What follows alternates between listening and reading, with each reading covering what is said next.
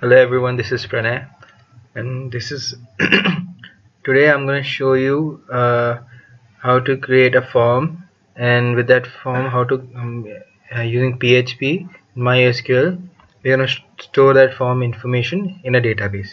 Okay, so here I have taken an example of a diary in which I'll be logging into my account. Based on the account, I'll create a session, and in that session, mm, I'll I'll input the content in my diaries. In the diary, I'm taking my name, for example, date for that diary, and the content what is my whatever my story is for that particular day. I'll save that into a database. It's a basic thing. So first, for that we need to create a database. So using my PHP admin in MySQL, I have created I've created a database called experiment and DBMS. In that, I've created three columns or field, that is attributes as an ID, username, and password. This is used for your mm, login. I have already kept Pranay and password as 123455 for first user. Okay, and I have created a table named diary. In that there are three fields, that is name, date, and diary. Name is of varchar, date is of date type, diary is of varchar, which can store 500 characters. So this is the database part. Now we'll directly go into the PHP part. Before going into the PHP part, we need to create the form. So we need HTML for creating that form. So this is the where we're going to create the form. Okay, so inside body tag, form method, we're going to use this post action, that is going to store in that same PHP file, that is login.php. Username, I'll get the username. Password, I'll get the password, and when the user submits it, it is stored in submit. Okay, value login. Okay, now after this logs in, how this will be connected to the database, and based on how the user authentication will be checked, we'll see that. So first I'll make a string named host, localhost, user is root, password is null for now, and database is experiment10.dbms.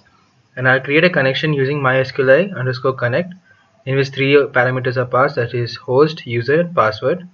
Okay, and we're gonna select the database using connection comma your db, that is experiment and database DBMS. Okay, so I have selected the DBMS. Now I'm going to check if is set dollar underscore post username. Then username, I'm going to take the value of the post into these variables username and password, and through an SQL string, okay, I'll check whether these are correct. Okay, as in the entered username and password is correct. So I'll get the result in this result variable.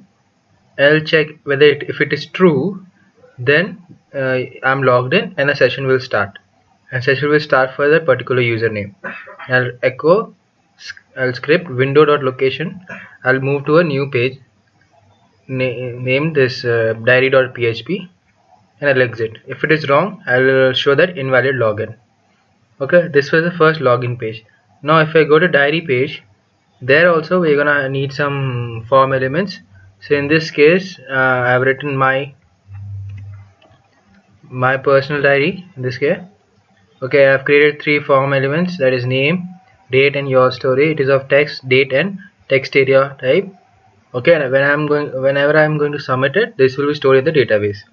Okay, before that we need to connect to the database, and before also that you need to start the session. So session start, username is equal to, I'm getting the username, host, user, password, and DBMS. Again I'm connecting it to the database.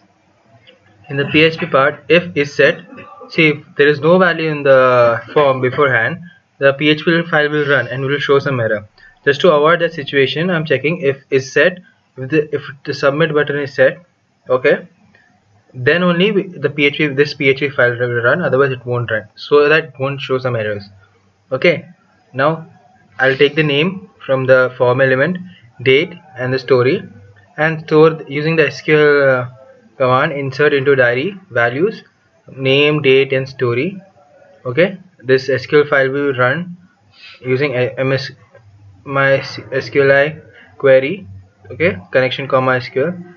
Okay, this will be executed, the query will be executed and stored in a resolution. If this is true, I will say that your secret is safe. That is a basic diary. We have created a web application of the diary, the personal diary.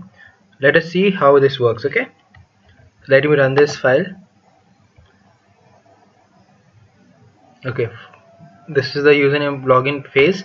So in the login phase, I'll just write some random person, like say a hacker is trying to hack without knowing the password. So will we be able to log in? Let us see. So he won't be able to log in. So I'll go back. Okay, now I'll try the real person. That is my name, since I know the password for this, an authenticated user. So I'm trying to log in.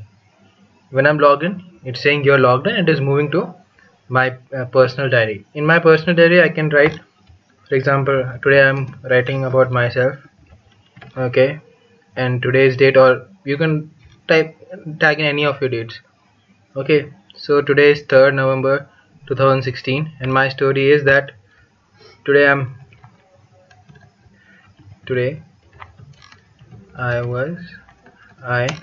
am happy with my results.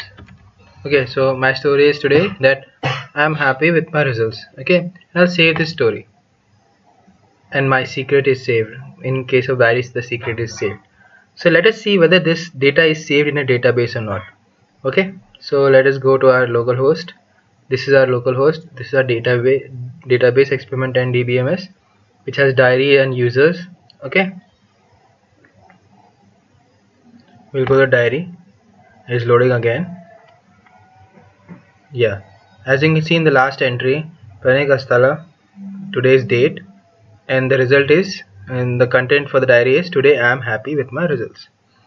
Okay, with this our 10th experiment is over. I hope you have enjoyed the video and learned something from it. Bye bye.